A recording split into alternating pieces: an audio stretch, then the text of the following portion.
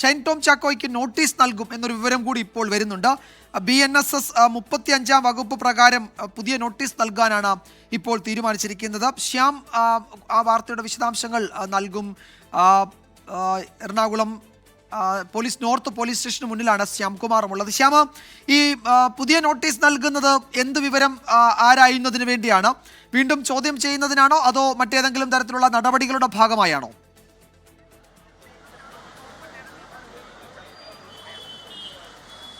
നിലവിൽ case register ചെയ്യാത്ത സാഹചര്യത്തിൽ കേസ് അന്വേഷണവും അതായത് അന്വേഷണവുമായി സഹകരിക്കണമെന്ന് ആവശ്യപ്പെട്ട് നൽകുന്ന ഒരു നോട്ടീസാണ് നോട്ടീസാണ് നൽകാൻ ആലോചിക്കുന്നത്. പക്ഷേ അതിൽ നിലവിൽ തീരുമാനമായിട്ടില്ല. സാധാരണ നടപടിക്രമങ്ങളുടെ ഭാഗമായി അത്തരം നോട്ടീസ് നൽകാറുണ്ട്. അത്തരമൊരു നോട്ടീസ് നൽകി തന്നെയാണ് ഷൈൻ ടോം ചാക്കോയെ വിളിച്ചു വരുത്തിയിരിക്കുന്നത്. അതുകൊണ്ട് തന്നെ വീണ്ടും ചോദ്യം ചെയ്യലുമായി സഹകരിക്കണം, അന്വേഷണ സംഘവുമായി സഹകരിക്കണം, ആവശ്യപ്പെടുന്ന രേഖകൾ നൽകണം. ഇത്തരം കാര്യങ്ങളാണ് ഈ നോട്ടീസിൽ പറയാറുള്ളത്. ആ നോട്ടീസ് നൽകിയാണ് ഇത്തവണ വിളിച്ചു വരുത്തിയിരിക്കുന്നത്. ഒരുപക്ഷെ ഇനിയും അത്തരമൊരു നോട്ടീസ് നൽകി ഒപ്പിടിച്ചായിരിക്കും ഷൈൻ ടോം ചാക്കോയെ സ്റ്റേഷനിൽ നിന്ന് വൈദ്യപരിശോധനയ്ക്ക് ശേഷം പറഞ്ഞു വിടുക എന്നുള്ളതാണ് ഇപ്പോൾ മനസ്സിലാക്കുന്ന വിവരം. ഏതായാലും ഈ നോട്ടീസ് നൽകണമോ എന്നുള്ള കാര്യത്തിൽ അന്തിമമായി തീരുമാനമെടുത്തു വരുന്നേ ഉള്ളൂ. ഏതായാലും ചോദ്യം ചെയ്യൽ അവസാന ഘട്ടത്തിലേക്ക് എത്തിയിരിക്കുന്നു. ഷൈൻ ടോം ചാക്കോ കൂടി ആവശ്യപ്പെട്ട പ്രകാരമുള്ള വൈദ്യപരിശോധനയാണ് നടക്കുന്നത്. രാസപരിശോധനയ്ക്ക് സാമ്പിളുകൾ ശേഖരിക്കുന്ന കാര്യത്തിലും തീരുമാനമായിട്ടില്ല. ഏതായാലും നിലവിലെ ചോദ്യം ചെയ്യലുകളുടെ അടിസ്ഥാനത്തിൽ വിശദമായ ആ മൊഴികൾ പരിശോധിച്ച ശേഷം വീണ്ടും ചോദ്യം ചെയ്യലിന് ഹാജരാകണമെന്ന് കാട്ടിയാണ് വീണ്ടും നോട്ടീസ് നൽകാനായി പോലീസ് സംഘം ആലോചിക്കുന്നത്.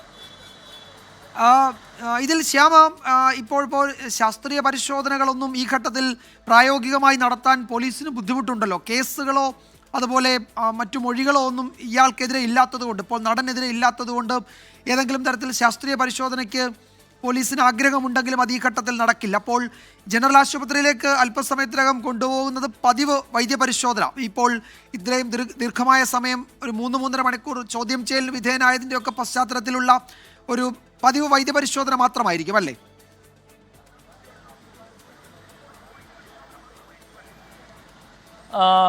സ്വാഭാവികമായും വിജയകുമാർ, ഇത് സുപ്രീം കോടതിയുടെ മാർഗനിർദ്ദേശപ്രകാരം പോലീസ് ഒരു കേസിൽ, അത് രജിസ്റ്റർ ചെയ്യാത്തൊരു കേസിൽ ഒരാളെ ചോദ്യം ചെയ്യുന്നതിനായി വിളിച്ചു വരുത്തി കഴിഞ്ഞാൽ അയാൾക്ക് പോലീസ് കസ്റ്റഡിയിൽ മറ്റ് മർദ്ദനങ്ങളോ ഒന്നും ഏറ്റിട്ടില്ല എന്ന് ഉറപ്പുവരുത്തേണ്ടത് പോലീസിൻ്റെ ഉത്തരവാദിത്തമാണ്. കാരണം പുറത്തിറങ്ങിക്കഴിഞ്ഞാൽ അയാൾ പോലീസ് മർദ്ദിച്ചു എന്ന് പറഞ്ഞു കഴിഞ്ഞാൽ പോലീസ് സ്വാഭാവികമായും നിയമപരമായി കോടതിയുടെ മുന്നിൽ മറുപടി പറയേണ്ടി വരും.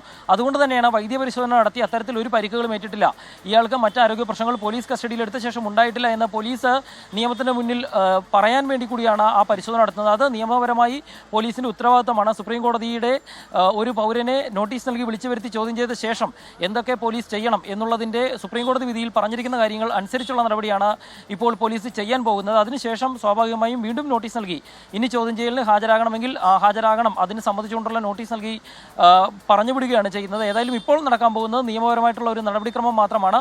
ആ നടപടിക്രമം കൂടി പൂർത്തിയായി കഴിഞ്ഞാൽ ഷൈൻ നൽകിയ മൊഴികളിൽ എന്തെങ്കിലും തരത്തിലുള്ള വൈരുദ്ധ്യങ്ങളുണ്ടോ, നേരത്തെ പോലീസ് അന്വേഷണവുമായി കണ്ടെത്തിയ കാര്യങ്ങളിൽ എന്തെങ്കിലും വൈരുദ്ധ്യങ്ങളുണ്ടോ എന്ന് പരിശോധിച്ച ശേഷമായിരിക്കും തുടർ നടപടികൾ സ്വീകരിക്കുക.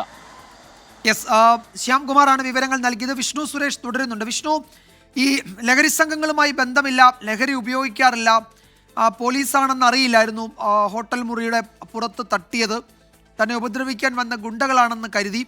അപ്പോൾ ഇത്തരം വിവരങ്ങളാണ് ഈ ഷൈൻ ടോം ചാക്കോ പറയുന്നത്. 3 ഫോണുകൾ ഉപയോഗിക്കുന്നുണ്ട്, അതിലൊന്ന് മാത്രമേ കൊണ്ടുവന്നുള്ളൂ, മറ്റു ഫോണുകൾ കൊണ്ടുവരാത്തത് എന്തുകൊണ്ടെന്ന് ചോദിക്കുമ്പോൾ മറന്നുപോയി എന്ന് പറയുക. അപ്പോൾ ഇത്തരത്തിൽ ലാഘവത്തോടെ ഈ 32 ചോദ്യങ്ങളുള്ള ഒരു ചോദ്യാവലിയെ നടൻ അഭിമുഖീകരിക്കുകയാണ്. അപ്പോൾ ഈ മറുപടിക്ക് അപ്പുറത്തേക്ക് ഇത് ശരിയാണോ, അല്ലെങ്കിൽ ഇതിൽ കൂടുതൽ പരിശോധന വേണ്ടി വരില്ലേ?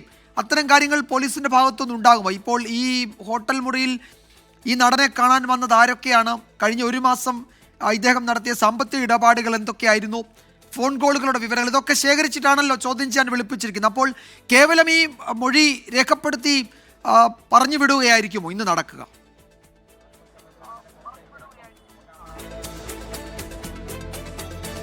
ഏതെങ്കിലും തരത്തിൽ കേസെടുക്കാനുള്ള സാധ്യതകൾ പോലീസ് പരിശോധിക്കുന്നുണ്ട്. പക്ഷേ അതൊരു ഔദ്യോഗിക സ്ഥിരീകരണത്തിലേക്ക് എത്തിയിട്ടില്ല. കാരണം അവിടെ ലഹരി പരിശോധന നടത്തി അതുമായി ബന്ധപ്പെട്ടുള്ള വിവരങ്ങളൊന്നും പോലീസിന് ലഭ്യമായിട്ടില്ല. ഇനി ഷൈൻ്റെ മൊബൈൽ ഫോണിൽ നിന്ന് ലഭിച്ച വിവരങ്ങളുടെ അടിസ്ഥാനത്തിൽ എന്തെങ്കിലും സാധ്യമാകുമോ എന്നാണ് പോലീസ് നിലവിൽ നോക്കുന്നത്. ഒപ്പം ഇയാളുടെ മൊഴിയും പോലീസ് പരിശോധിക്കുന്നുണ്ട്. ഇതുവരെ അത്തരം ലീഡുകളിലേക്ക് പോകാനുള്ള ഒരു സാധ്യത